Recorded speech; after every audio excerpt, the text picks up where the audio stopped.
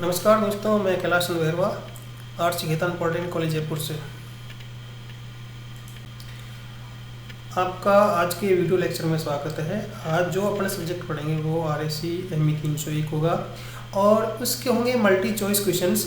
और वो टॉपिक होगा आपके पास में वेपर कंप्रेशन रेफ्रिजरेशन सिस्टम से और वेपर एब्जॉर्बर्सन रेफ्रिजरेशन सिस्टम से होंगे।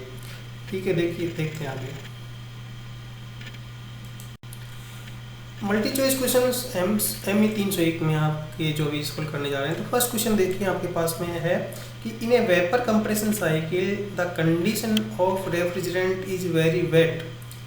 ए है ऑप्शन इसका after passing through the condenser, B है before passing through the condenser, C है after passing through the expansion और थ्रॉटल वाल्व, और डी है बिफोर एंटरिंग द कंप्रेसर। देखिए कि मैक्सिमम जो आपके पास में वेटनेस इन द सेंस है कि वो आपके पास में मैक्सिमम वेटनेस होगी और मैक्सिमम वेटनेस होगी वो आपके पास में आफ्टर कंडेंसर और बिफोर आपके पास में थ्रॉटल वाल्व से होगी। तो इस वजह से आपके पास में इसका आंसर होगा A after passing through the condenser.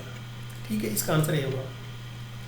इसके बाद नेक्स्ट है the COP of refrigerant cycle with lowering of condenser temperature keeping the evaporated temperature constant will be. कि ए दिया हुआ है, इसमें ऑप्शन आपके पास में इंक्रीज है, बी दिया हुआ है डिक्रीज है, सी दिया हुआ है में इंक्रीज और decrease depending on the type of refrigerant, और डी दिया हुआ है रिमेन अनअफेक्टेड।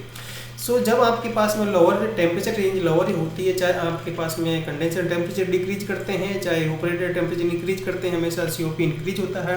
इस वजह से इस क्वेश्चन का आंसर आपके पास में होगा ए, यानी आपका COP क्या होगा, इंक्रीज होगा।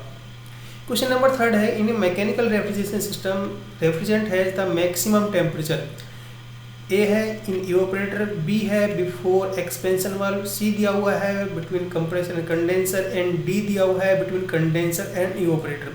देखिए मैक्सिमम टेम्परेचर जो आपका रेफ्रिजरेशन साइकिल सिस्टम होगा वो आफ्टर कंप्रेसर होगा, और इस वजह से ये टेम्परेचर जो है आपके पास में कंडेंसर और कंप्रेसर के बीच में जो टेम्परेचर होगा वो मैक्सिमम टेम्परेचर होगा। इस वजह से इसका आंसर होगा आपके पास में सी। क्वेश्चन नंबर 4 है the pressure at the inlet of a refrigerant compressor is called suction pressure, discharge pressure, critical pressure and back pressure. So देखिए प्रेशर इनलेट जो है कंप्रेसर का हमेशा वो सक्शन प्रेशर कहलाता है। इस वजह से इसका आंसर होगा आपके पास में ए, इसका आंसर होगा ये। क्वेश्चन नंबर 5 दिया हुआ है आपके पास में for obtaining high COP the pressure range of compressor should be. तो देख ए दिया हुआ है, इसका ऑप्शन दिया हुआ है आपके पास में ए। देखिए ए ऑप्शन दिया हुआ है हाई होना चाहिए, बी दिया हुआ लो होना चाहिए, सी दिया हुआ ऑप्टिमम होना चाहिए, और डी दिया हुआ एनी वैल्यूज। तो देखिए हाई COP ऑब्टेन करने के लिए अपने पास में प्रेशर रेंज भी मिनिमम होनी चाहिए। इसका मतलब है आपके पास में कंप्रेसर का जो प्रेशर रेंज है वो लो होना चाहिए। हाई अपन लेते नहीं है, लो अपने पास में रखते हैं। ऑप्टिमम वहाँ रखते हैं जहाँ कंप्रेसर को मिनिमम वर्क करना होता है, वहाँ अपन ऑप्टिमम रखते हैं। लेकिन यहाँ अपने यदि प्रेशर के रेंज के हिसाब से देखें तो जितना प्रेशर रेंज कम रखेंगे उतना ही आपके पास में COP इंक्रीज होगा और वर्क रेशियो डिक्रीज होगा। इस वजह से इसकी आंसर होगा बी। क्वेश्चन नंबर 6 है the refrigerant after condensation process is cooled below the saturation temperature before throttling, such a process is called. A दिया हुआ है सब कूलिंग और अंडर कूलिंग, बी दिया हुआ है सुपर कूलिंग, सी दिया हुआ है नॉर्मल कूलिंग, और डी दिया है नॉन ऑफ दीज। देखिए कि कंडेंसर के बाद में भी आप उस लिक्विड का रेफ्रिजरेंट का यदि टेम्परेचर रिड्यूस करते हैं बिलो सैचुरेशन टेम्परेचर, वो आपकी सब कूलिंग या अंडर कूलिंग कहलाती है। इस वजह से इसका आंसर आपके पास में सब कूलिंग या अंडर कूलिंग होगा और आंसर होगा इसका ए।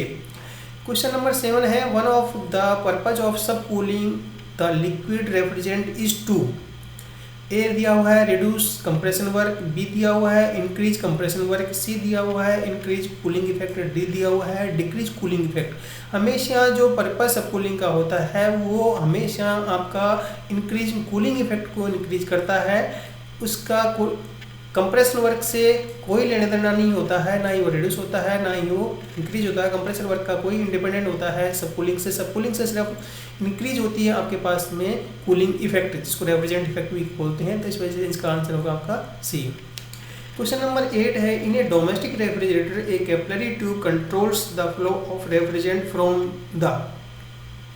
इसके आपके पास में जो है ए दिया हुआ है expansion valve to evaporator, B दिया हुआ है evaporator to the thermostat, C दिया हुआ है condenser to the expansion valve और डी दिया हुआ है कंडेंसर टू द इवेपोरेटर। हमेशा कैपिलरी ट्यूब होती है जो रेफ्रिजरेंट फ्लो कंट्रोल करती है between the condenser and evaporator and work as a expansion device. तो इसका आपके पास में कहाँ काम करेगी, ये कंडेंसर टू इवेपोरेटर के बीच में काम लगी हुई होती है और वहाँ आपके पास में एक्सपेंशन का काम करती है। इस वजह से इसका आंसर होगा डी। नेक्स्ट क्वेश्चन है, क्वेश्चन नंबर 9 है आपके पास में, the reciprocating refrigerant compressor are very suitable for.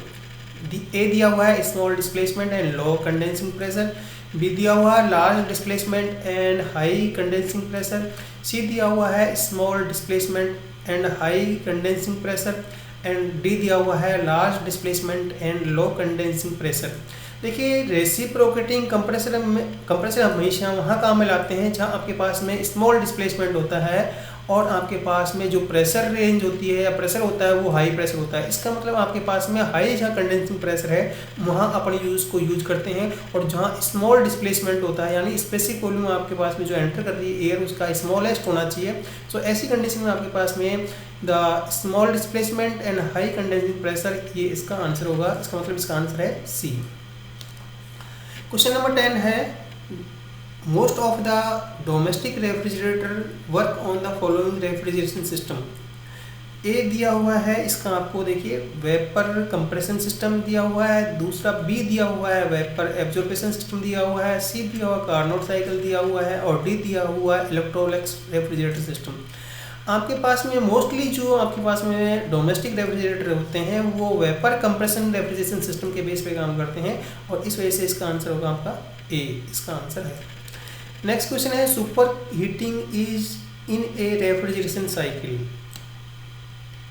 Super heating in a refrigeration cycle, A है इंक्रीज सीओपी, बी है डिक्रीज सीओपी, सी बोलते हैं सीओपी रिमेन अनअलर्ट और D other factors decide COP. देखिए सुपर हीटिंग हमेशा आपके पास में क्या करती है, कंप्रेशन वर्क इंक्रीज करती है as compare to a refrigerant effect. Refrigerant effect भी इंक्रीज करती है लेकिन दोनों की तुलना की जाए तो कंप्रेशन वर्क इंक्रीज करती है, क्योंकि सुपर हीटिंग में आपके पास में इनलेट का जो वॉल्यूम होता है वो इंक्रीज होता है और इंक्रीज होने के कारण आपके पास में जो वर्क डन है कंप्रेशन का वो पहले की तुलना में विदाउट सुपर हीटिंग की तुलना में आपका ज़्यादा हो जाता है। इस वजह से आपका सीओपी क्या होता है, डिक्रीज होता है। तो इसका आंसर होगा आपका बी। नेक्स्ट क्वेश्चन नंबर 12 है आपके पास में, in a vapour absorption refrigeration system as compare to a vapour compression system the compressor is replaced by. A दिया हुआ इसका इवेपोरेटर, बी दिया हुआ है कंडेंसर, सी दिया हुआ है ड्रायर और डी दिया हुआ है एब्जॉर्बर एंड जनरेटर। तो हमेशा अपने पास में देखिए आपके पास में जो कंप्रेसर को जो रिप्लेसमेंट करता है आपके पास में वेपर एब्जॉर्बर रेफ्रिजरेशन सिस्टम में वो होता है आपका पास में एब्जॉर्बर एंड जनरेटर होता है। तो इसका आंसर होगा आपका डी। नेक्स्ट क्वेश्चन है, क्वेश्चन नंबर 13 है आपके पास में, in a vapour compression refrigeration system the heat is absorb from the environment to be cooled by. A दिया हुआ है इवेपोरेटर, बी दिया हुआ है कंडेंसर, सी दिया हुआ है कंप्रेसर एंड डी दिया हुआ है थ्रोटल वाल्व। देखिए कि जो आपके पास में एनवायरनमेंट से जो एयर आ रही है उसको कूल करने का काम जो करता है आपके रेफ्रिजरेशन सिस्टम में वो आपका इवेपोरेटर होता है। इस वजह से इसका आंसर होगा आपके पास में ए। नेक्स्ट क्वेश्चन है 14, with reciprocating compressor in the compressor with reciprocating compressor in vapor compression refrigeration system wet compression is not desirable because A दिया हुआ है liquid trapped up in the head of cylinder may damage the compressor valve, B दिया हुआ है COP of the cycle decrease, C दिया हुआ है volumetric efficiency of compressor decrease, D दिया हुआ है मास फ्लो रेट पर टन ऑफ रेफ्रिजरेंट इंक्रीज। देखिए कि आपके पास में जो वेट कंप्रेसर सिस्टम में आपके पास में लिक्विड ड्रॉप यदि आपके पास वो लिक्विड ड्रॉप जाती हैं और वो आपके कंप्रेसर के हेड का जो वाल्व होता है उसको डैमेज कर सकती हैं। इस वजह से इसका आंसर होगा ए। लास्ट एंड 15 क्वेश्चन है, in a vapour absorbing refrigeration system refrigerant used A water, B ammonia, C carbon dioxide and D R12। So आपके पास में वेपर एब्जॉर्बिंग रेफ्रिजरेशन सिस्टम में जो रेफ्रिजरेंट जो काम लिया जाता है वो अमोनिया लिया जाता है, इस वजह से इसका आंसर होगा बी।